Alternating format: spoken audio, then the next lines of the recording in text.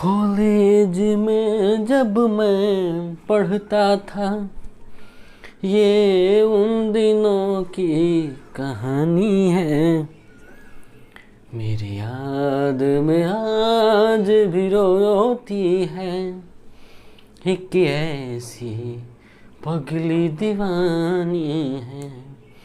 यारो ना इसे तुम गलत समझो, मेरे मौजों की वो रवानी है। मेरी याद में आज भी रोती है एक ऐसी पगली दीवानी है। नमस्ते, नमस्कार, जय हिंद, भारत माता की जय। मैं सत्यम ठाकुर स्वागत करता हूं आप लोगों को दरोगा अड्डा पे। और मॉडर्न हिस्ट्री का सेशन लेकर को फिर हम आए हैं। थोड़ा सा लेट हो गया था इसके लिए माफ़ी चाहते हैं।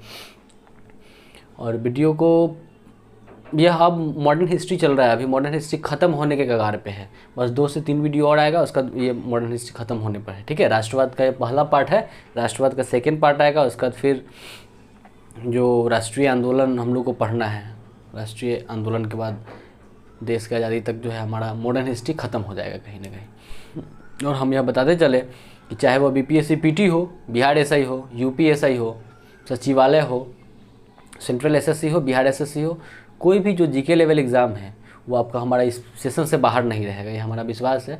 और इस चीज़ को हमेशा याद रखेंगे कि हम अपना काम कर रहे हैं। और आप भी वीडियो को लाइक करें, शेयर, सब्सक्राइब और शेयर भी करना ज़रूरी है, क्योंकि जितना आप शेयर कीजिएगा उतना जो भी लोग हैं। और हम यह भी आपको बताते चले कि ये जो मेरा सेशन चल रहा है, जो हम प्रारंभ किए हैं दरोगा अड्डा का सेशन, इसमें कोई पेड क्लास नहीं है। आपको पूरा कोर्स जो हम एग्ज़ाम का नाम बताए हैं आपको, उसमें पूरा कोर्स बिल्कुल फ्री है। हम फ्री करवाएंगे। अभी हिस्ट्री चल रहा है, इसके बाद हम पॉलिटी शुरू करेंगे, ज्योग्राफी, उसके बाद इकोनॉमिक्स और साइंस का भी आप लोग का देख ही रहे कि विज्ञान मंथन का सेशन चल रहा है। वो घटना चक्र बुक का टोटल क्वेश्चन सब है, आप उससे बाहर नहीं आता है प्रश्न, उसको अगर आप कर लेते हैं तो सारा। अब कौन कौन एग्ज़ाम है, सारा एग्ज़ाम के बारे में हम बता ही दिए आपको। साथ साथ सार संग्रह का भी सेशन चल रहा है, उसको भी ध्यान में रखेंगे और उसको देखेंगे। काफ़ी हद तक आपको फ़ायदा होगा। और जब आप एग्ज़ाम हॉल में बैठेंगे तब आपको प्रश्न देखने को मिलेंगे। इस चीज़ को हमेशा याद रखेंगे। तो चलिए, समय को नहीं गंवाते हुए हम शुरू करते हैं राष्ट्रवाद का सेशन। ठीक है, अभी राष्ट्रवाद के बाद हमको पढ़ना है कि भारतीय राष्ट्रीय आंदोलन। उस भारतीय राष्ट्रीय आंदोलन को समझने से पहले हमको राष्ट्रवाद को समझ लेना अति आवश्यक है। राष्ट्रवाद समझ लेंगे, उसके बाद हमको वो समझने में काफ़ी आसानी होगा। अब सवाल उठता है कि आखिर राष्ट्रवाद है क्या, राष्ट्रवाद किसको कहते हैं, यह नाम कहाँ से आया। ठीक है, तो राष्ट्रवाद का मतलब हुआ कि किसी भी भौगोलिक क्षेत्र, कोई भी एक भौगोलिक क्षेत्र हुआ, कोई भी एक जगह, वहाँ के जो लोग हैं, लोग अगर आपसी मेल जुल से रहते हैं और उन पे कोई अगर अत्याचार होता है, कोई पाबंद लगाया जाता है, तो सभी लोग आपस में मिलकर, चाहे वो किसी भी धर्म संप्रदाय के लोग हो, वो आपस में मिलकर, आपस में सहयोग करके, मिलजुल के जो है सभी लोग इकट्ठा करके अगर उसका विरोध करे, उसका सामना करे, डटकर मुकाबला करे, तो वह राष्ट्रवाद कहलाता है। क्लियर हो गया। अब हम देखेंगे कि राष्ट्रवाद को बेहतर रूप से समझने के लिए कि आखिर राष्ट्रवाद है क्या, राष्ट्रवाद कहाँ से आया, कैसे इसकी उत्पत्ति हुई भारत में, आखिर क्या आ गया ऐसा समय जिसको राष्ट्रवाद को जन्म देने का काम किया, इस चीज़ को हम जानेंगे। तो चलिए, सबसे पहले उसका तत्व जो है, राष्ट्रवाद का तत्व, उसको समझने की हम कोशिश करेंगे। और हम उम्मीद करते हैं कि हम आपको याद करवाएंगे। मेरा मूल मकसद यही होता है कि आपको वीडियो देखते देखते आपको पूरा सेशन याद हो जाए, मेरा यही उद्देश्य होता है। तो चलिए प्रारंभ करते हैं कि राष्ट्रवाद का जो मौलिक जो तत्व है, किस रूप से राष्ट्रवाद आया हमारे भारत में, उसको हम देखते हैं। चलिए प्रारंभ करते हैं। तो राष्ट्रवाद का तत्व, सबसे पहले हम आपको बता ही दिए कि भौगोलिक सीमा वाली बात, कि किसी भी भौगोलिक क्षेत्र में जहाँ के जो निवासी है, चाहे वो कोई भी निवासी हो, उच्च वर्ग के हो या निम्न वर्ग के लोग हो, कोई भी जाति संप्रदाय के लोग हो, आपस में मिलजुल कर और इकट्ठित होकर किसी भी अवधारणा का या फिर गलत जो शोषण के विरुद्ध अगर एकजुटता होकर उसका विरोध करे, उससे लड़े, उसका सामना करे, वही राष्ट्रवाद कहलाता है। तो वो भौगोलिक सीमा क्लियर हो गया। चलिए, अब आता है कि ऐतिहासिक विकास की परंपरा।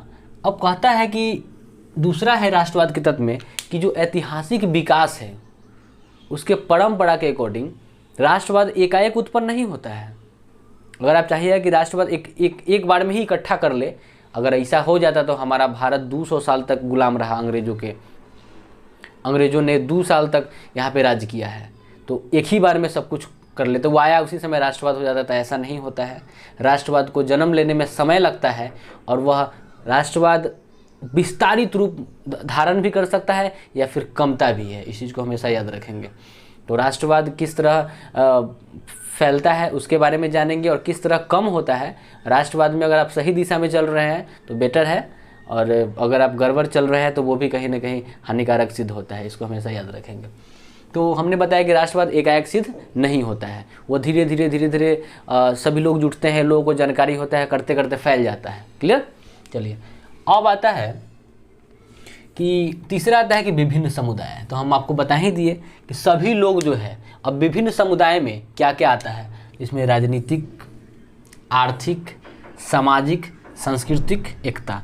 माने अब राष्ट्रवाद को जन्म देने का काम सिर्फ क्या, लड़ाई, सिर्फ अगर कोई शोषण कर रहा है तो बहुत लोग ऐसा है दुनिया में जिसका, मान लीजिए कि अब गाँव को रख लीजिए, गाँव को ही पकड़ ले, ठीक है। गांव में जो कोटा मिलता है डीलर के माध्यम से, तो कोटा मिलता है तो गांव में, अधिकतर गांव में देखते हैं कि 99% लोगों को कोटा मिलता है। कोटा मिलता है तो भाई सबसे ज़्यादा ज़रूरत किसको है। कभी भी हमेशा याद रखेंगे कि राष्ट्रवाद तभी शुरू होता है जब पूरा आदमी एक साथ हो। मान लीजिए कि 20% उसमें 70% राष्ट्रवाद के लिए तैयार है, 30% नहीं है, तो वहाँ भी कहीं ना कहीं राष्ट्रवाद आपका कमज़ोर पड़ जाता है। इस चीज़ को भी याद रखेंगे। तो कहीं ना कहीं आप ये समझते हैं कि मान लीजिए गांव की बात की हम डीलर का, तो उसमें जो कमज़ोर वर्ग के लोग हैं, जो कमाने खाने वाले लोग हैं, तो कमाने खाने वाला लोग तो भाई डीलर पर आश्रित रहेगा ही। चाहे वार्ड मेंबर जो भी कुछ देता है, मुखिया का जो भी फंड आता है, उसमें उन लोगों को चाहिए। लेकिन जो जिसको कोटा से कोई मतलब ही नहीं है, नाम है कि चलो हम उठाएंगे कोटा, उठाएंगे 50 किलो 25 किलो चावल उठा के बेच देंगे हम कहीं ना कहीं, और उससे कुछ फ़ायदा हो जाता है। तो जो उच्च वर्ग क्या, जो समर्थ है कमाने खाने में, जो नौकरी पेशे से है, जो बिजनेसमैन है, उन लोगों को थोड़े ज़रूरी है कि भाई हमको कोटा का चावल देगा तो हम जिंदा रहेंगे, नहीं तो नहीं, भूखे मर जाएंगे। तो ऐसा नहीं है। लेकिन बहुत ऐसा वर्ग है गांव समाज में जिसको कहीं ना कहीं उस डीलर पे और उस भारत सरकार का जो यह योजना है, बिहार सरकार का जो योजना है, इस पर आश्रित है। इसको हमेशा याद रखेंगे। तो उसमें राजनीतिक तौर तरीका से, राजनीतिक से, आर्थिक तौर तरीका से, उसके बाद आपसे कहते हैं कि सामाजिक सांस्कृतिक एकता, सभी को, बहुत अंग्रेज़ था, कभी कभी सांस्कृतिक जो भारत के जो लोग थे उसके संस्कृति में हस्तक्षेप करना प्रारंभ कर देता था, उसके सामाजिक तौर तरीके में हस्तक्षेप करना प्रारंभ करता था, उसके धार्मिक तौर तरीके में प्रारंभ करता था। माने उसका हर क्रियाकलाप में पैर गलाना प्रारंभ कर दिया और पैर डालना प्रारंभ कर दिया था। तो इसका विस्तृत जानकारी अभी हम बहुत शॉर्ट में बताएंगे, क्योंकि ये सब हम पढ़ा चुके हैं। मॉडर्न हिस्ट्री का शुरू से सेशन चल रहा है, उसमें हम सब कुछ जिक्र किए हैं, पूरा विस्तृत चीज़ जिक्र किए हैं। इसको हमेशा याद रखेंगे कि आप जाकर पिछला वीडियो जाकर देखें, तब आपको यह समझ में आया कि हम क्या पढ़ा रहे हैं। क्लियर। तो ये सब चीज़ देख लिए। उसके बाद क्या कहता है कि भारत में जो राष्ट्रवाद था ना, वह 19वीं सदी के बाद 1950, देखिए भारत का जो राष्ट्रवाद था, जो प्रारंभ हुआ अंग्रेजों द्वारा सताए जाने के बाद, ठीक है, तो 19वीं सदी के बाद 1950 के बाद से यह जो राष्ट्रवाद है वह क्या हुआ कि राष्ट्रीय आंदोलन में तब्दील हो जाता है, राष्ट्रीय आंदोलन में बदल जाता है। क्योंकि राष्ट्रवाद सिर्फ एकजुटता से नहीं होना, एकजुट हो गया कुछ नहीं कर रहे हैं, सभा में बोल नहीं रहे हैं, किसी का विरोध नहीं कर रहे हैं, कोई बिल पास नहीं कर रहे हैं, बैठे हुए हैं, तो वो राष्ट्रवाद कौन काम के। तो राष्ट्रवाद जब उत्पन्न हुआ उसके बाद राष्ट्रीय आंदोलन प्रारंभ होता है। क्लियर। तो चलिए इसको अब जानेंगे कि आखिर राष्ट्रवाद जब हुआ उसमें राजनीतिक कारण क्या था, क्या हुआ ऐसा राजनीतिक में कि राष्ट्रवाद को जन्म दे दिया। इस चीज़ को हम समझेंगे। तो देखिए इसमें सबसे बड़ी बात हमने पढ़ा है 1857 की क्रांति। 1857 की क्रांति को हम विशेष रूप से हम चर्चा किए हैं पिछले वीडियो में, उसको आप जाके देखें, बहुत बेहतर तरीक़े से हम पढ़ाए हैं। तो 1857 की क्रांति राष्ट्रवाद को जन्म देने का बहुत बड़ा यह एक फार्मूला सिद्ध हुआ कहीं ना कहीं। उसमें देखा गया कि किस तरह से कारतूसों का उपयोग किया गया, जिसमें सूअर और गाय का जो चर्बी लगा होता था उसको दांत से खींचना पड़ता था, ठीक है। उसके बाद मंगल पांडे किस तरह विरोध किए, चारों तरफ सभी जगह से विरोध होना प्रारंभ हो गया हमारे भारत में। और वह एक वही राष्ट्रवाद, उसमें क्या हुआ कि उसमें हर आदमी विरोध किए, हर समुदाय के लोग विरोध किए, अमीर गरीब, जो व्यापारी वर्ग थे, जो राजा थे, सभी के सभी जो है उसमें अहम भूमिका निभाने का काम करते हैं राष्ट्रवाद। इसमें 1857 की क्रांति में तो कहीं ना कहीं राष्ट्रवाद का जन्म देने का काम किया। इस चीज़ को हमेशा याद रखेंगे। 1857 की क्रांति हो गया। उसके बाद क्या होता है कि 1885 में INC, इंडियन नेशनल कांग्रेस की स्थापना। यह भी राष्ट्रवाद को जन्म देने का काम किया। इसमें एक सभा बनाया गया 1885 में इंडियन नेशनल कांग्रेस की। उसमें सभा बनाने के साथ, संगठन बनाने के साथ उसमें विभिन्न जाति के लोग, विभिन्न धर्म के लोग, यहाँ तक कि आउट ऑफ इंडियन, जो भारत के बाहरी लोग थे, जो यहाँ पे प्रचार प्रसार के लिए आए थे, जैसे एनी बेसेंट हो गई, सभी लोग, यहाँ तक कि अंग्रेज का जो कुछ अंग्रेजों को भी इसमें शामिल किया गया। गांव तक को नहीं छोड़ा गया कि सभी को, कि राष्ट्रवाद का मतलब क्या हुआ कि पूरा समाज, पूरा गांव और पूरा शहरी क्षेत्र, सभी लोग मिलकर और इसमें शामिल होने का काम करते हैं। और बहुत जगह भारत के सभी कोना कोना में इंडियन नेशनल कांग्रेस का ये होता है, उसको किया जाता है, उसका आयोजन किया जाता है। और सभी में आयोजन के साथ साथ अध्यक्ष जो बनते हैं वह एक ही नहीं बनते हैं, सभी जाति, धर्म और विभिन्न तरह के लोगों इसमें शामिल थे। इसको हम विशेष रूप से चर्चा की है इंडियन नेशनल कांग्रेस वाला वीडियो में, आप जाके देखिएगा, बहुत अच्छा लगेगा आपको। ठीक है, तो वह हो गया। तो यह भी जो है यह राष्ट्रवाद को जन्म देने का काम करता है। क्लियर। अब देखिए, साथ ही साथ डलहौजी और वेलेस्ली, किस तरह हड़प नीति चलती है भारत में। लॉर्ड डलहौजी के द्वारा, वेलेस्ली के द्वारा भी चलाया जाता है बहुत सारा नीति, जो कहीं ना कहीं भारतीयों को पसंद नहीं था और उनको लग रहा था कि हमारा शोषण हो रहा है, जिसको लेकर भारत में राष्ट्रवाद को जन्म लेने पर मजबूर किया गया और भारत में राष्ट्रवाद ने जन्म लिया। इस चीज़ को हमेशा याद रखेंगे। अब राष्ट्रवाद हमने देख लिया, राजनीतिक कारण क्या क्या था। अब हम देखते हैं कि भाई राष्ट्रवाद का आर्थिक कारण क्या है। राजनीतिक कारण तो हम समझ गए, आर्थिक कारण में क्या स्थिति है उसको जानने की कोशिश करेंगे। कहता है कि आर्थिक संसाधन जो था उसका दो क्षेत्र था, एक कृषि था और दूसरा उद्योग व्यापार था। तो कृषि तो सबको पता है कि बहुत सीमित क्षेत्रों में कृषि होती थी। किस तरह 3 कठिया प्रणाली में व्यवस्था बना कर रख दिया गया कि भाई आप 1 बीघा खेती करते हैं तो उसमें 3 कट्ठा में आपको नील की खेती करना पड़ता है। इसमें भी महात्मा गांधी सबसे पहले 1917 में आए थे और राजकुमार शुक्ल उनको आमंत्रित किए थे और जाकर वहाँ पे 3 कठिया प्रणाली को बंद करवाने का काम किए। ठीक है।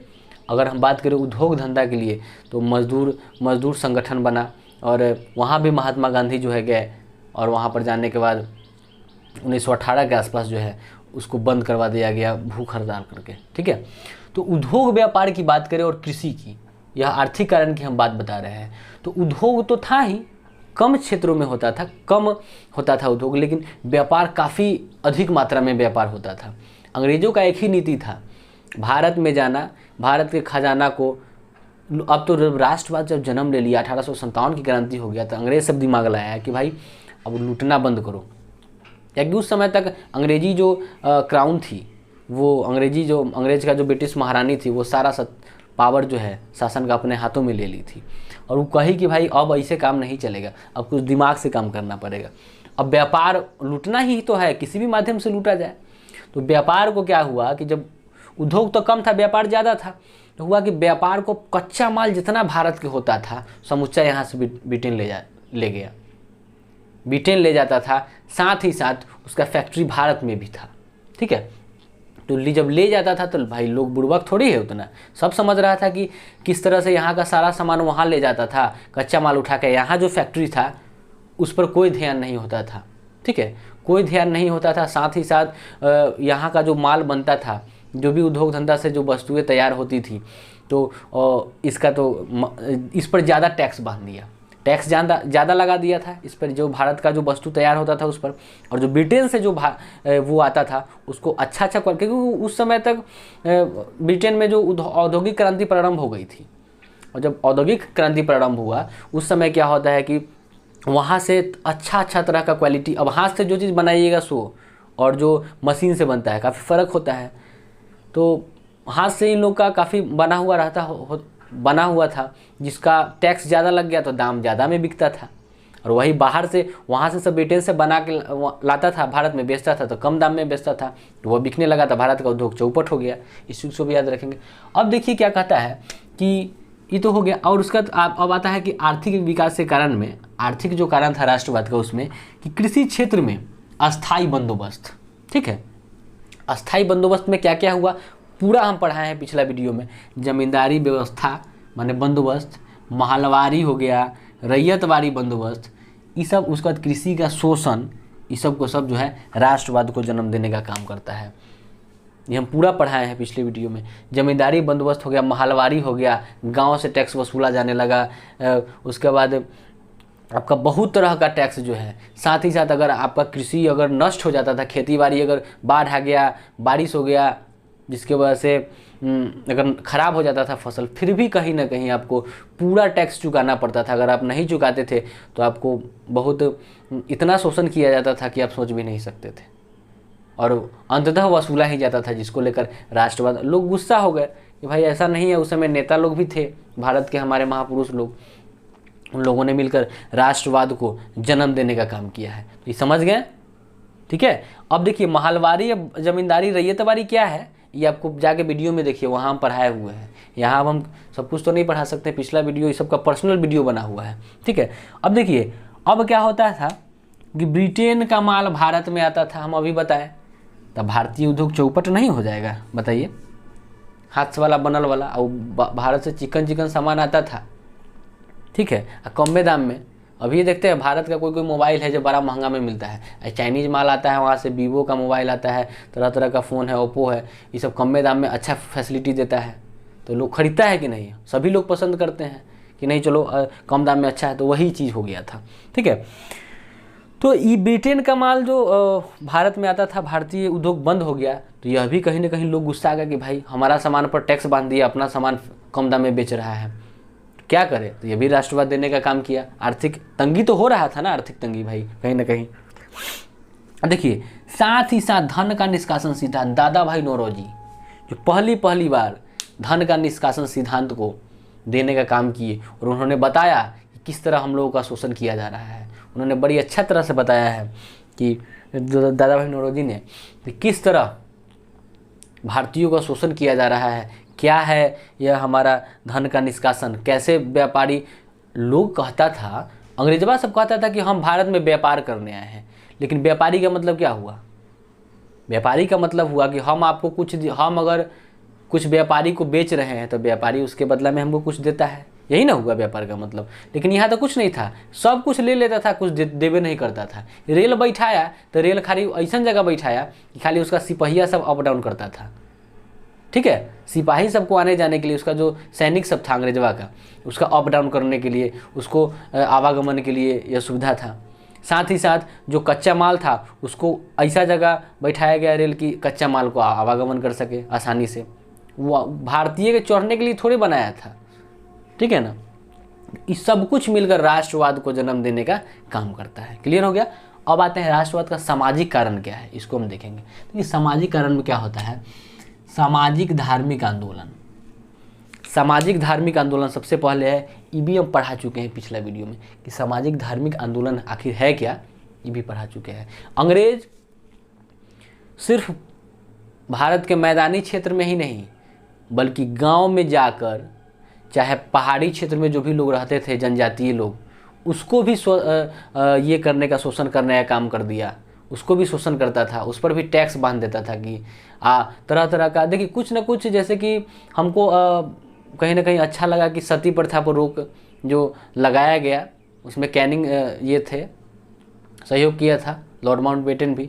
तो ये लोग कुछ ना कुछ अच्छा काम किया था, बलि चढ़ा देता था लोगों को, ठीक है ना। सती प्रथा हो गया, बलि प्रथा हो गया, चाहे दास प्रथा हुआ था, ये सब कहीं ना कहीं अच्छा काम था। लेकिन और भी जो हर चीज़ें में टैक्स बांध देता था कि तुमको ये नहीं करना है, वो नहीं करना है, तो कहीं ना कहीं लोगों को भाई दिक्कत होगा। अब मान लीजिए कि दुर्गा पूजा होता है, आके लोग यहाँ कह देवे दुर्गा पूजा होता है भारत में, छठ पर्व भारत का बहुत सबसे बड़ा माने जाने वाला पर्व है। अब कोई आके मना कर दे कि तुमको करना ही नहीं है, तो लोग विद्रोह करेंगे, ठीक है। तो यही सब हुआ कि सामाजिक धार्मिक आंदोलन प्रारंभ हुआ, जो कि सामाजिक कारण में है। दूसरा जान लीजिए कि इसमें क्या होता है कि दयानंद सरस्वती, ईश्वरचंद्र विद्यासागर, राजा राम मोहन राय, इन लोगों ने मिलकर और विशेष रूप से जो भारत के जो कुरीतियाँ थी, जो बुराइयाँ था भारत में, जो विधवा विवाह पर रोक होता था, सती प्रथा लोग करते थे और तरह तरह का जो बलि होता था, उस पर सभी लोगों ने मिलकर, अंग्रेज़ों का इसमें सहयोग रहा, अहम भूमिका है ना, सभी लोग मिलकर इसको ख़त्म करने का काम किए। तो ये भी जो है राष्ट्रवाद का जन्म लिया। बहुत लोगों ने विरोध किया, ठीक है, बहुत लोगों ने विरोध भी किया, लेकिन यह भी राष्ट्रवाद को जन्म देने में कहीं ना कहीं अहम भूमिका निभाता है। और इसी में दयानंद सरस्वती जी का कहना है, दयानंद सरस्वती जी का कहना है कि वेदों की ओर लौट चलो, वेदों की ओर लौट चलो, मतलब जो वैदिक काल का जो शिक्षा है उसको हम प्रारंभ करेंगे। इंग्लिश और तरह तरह का जो वो आता था, जो अंग्रेज़ों के द्वारा चलाया गया था कि अंग्रेजी शिक्षा के लिए, तो वो भी कहीं ना कहीं अच्छा हुआ, क्योंकि राष्ट्रवाद में जो क्रांतिकारी आंदोलन होता है वो ऐसा ही नहीं होता है। अंग्रेजी शिक्षा, वो तो अंग्रेज सोचा कि चलो हम अंग्रेजी सिखा देते हैं और उसके बदले में हमको क्या जाता है, हमको तो बच्चा सब पढ़वे न करेगा, लेकिन वही अंग्रेजी पढ़ के जो वर्ल्ड हिस्ट्री उस समय वर्ल्ड का, क्योंकि अगर बहुत लोग अंग्रेज लोग तो भारत में रहते थे, तो उसका फैमिली भी तो भारत में रहता था, उसका बच्चा भी तो था कुछ, उसको पढ़ने के लिए स्कूल बनाया गया, शिक्षा की व्यवस्था किया गया, उसमें यह किया गया कि भारतवासी भी इसमें पढ़ सकता है, अंग्रेजी सीख सकता है। तो सीखते सीखते यह देखा, जाना भारतीय लोग किस तरह जो रूस की क्रांति हुआ, किस तरह जो विदेश में क्रांति हो रहा है, उन लोगों का स्वतंत्रता क्या है, उन लोग किस तरह जीते हैं और किस तरह उन लोग स्वतंत्रता रूप में हर काम करते हैं, उस चीज़ को समझने का काम किए। तो फिर ये सब कुछ देखते हुए और जब यह जान गया भारतवासी, सभी लोग पढ़ के अंग्रेजी जब जानना प्रारंभ किया, तो स्वतंत्रता आंदोलन में लोग भाग लिया अहम रूप से कि भाई सभी लोग वर्ल्ड में ऐसे ही हो रहा है, चारों तरफ सभी लोग अपना आंदोलन करके अपना अधिकार ले रहे हैं, अपना स्वशासन को अपने हाथ में ले रहे हैं, तो हम काहे दूसरे के शासन में जी रहे हैं। और उसी समय महात्मा ये दयानंद सरस्वती कहते हैं कि अपना जो स्वशासन है कितना भी बड़ा वह खराब हो, अपना शासन चाहे कितना भी बड़ा खराब शासन काहे नहीं हो, वो बाहरी शासन से अच्छा होता है, यह दयानंद सरस्वती कहे हैं। और उन्होंने हमेशा वैदिक शिक्षा की बात कहा और यह कहा कि जो वैदिक शिक्षा चल रहा था उसके तरफ चलो और उस समय अध्ययन करें। तो हम देख लिए कि किस तरह जो है वेदों की ओर लौट चलो, दयानंद सरस्वती का कहना है। और दयानंद सरस्वती का देखिए ये स्टेटमेंट पूछ देता है बार बार कि वेदों की ओर लौटो, कौन कहा था? दयानंद सरस्वती जी कहे थे।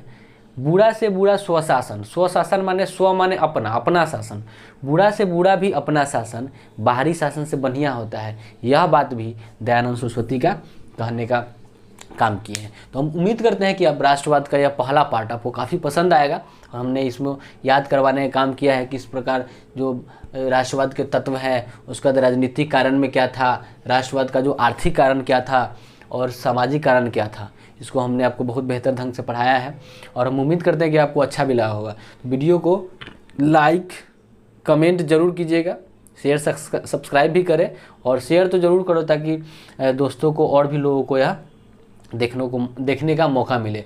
और आपका कमेंट और आपका लाइक से और आपके सब्सक्रिप्शन से, ठीक है, अगर आप वीडियो शेयर करते हैं तो हमको भी थोड़ा सा मोटिवेशन मिलेगा। ठीक है, तो चलिए फिर मिलते हैं नेक्स्ट वीडियो में। धन्यवाद।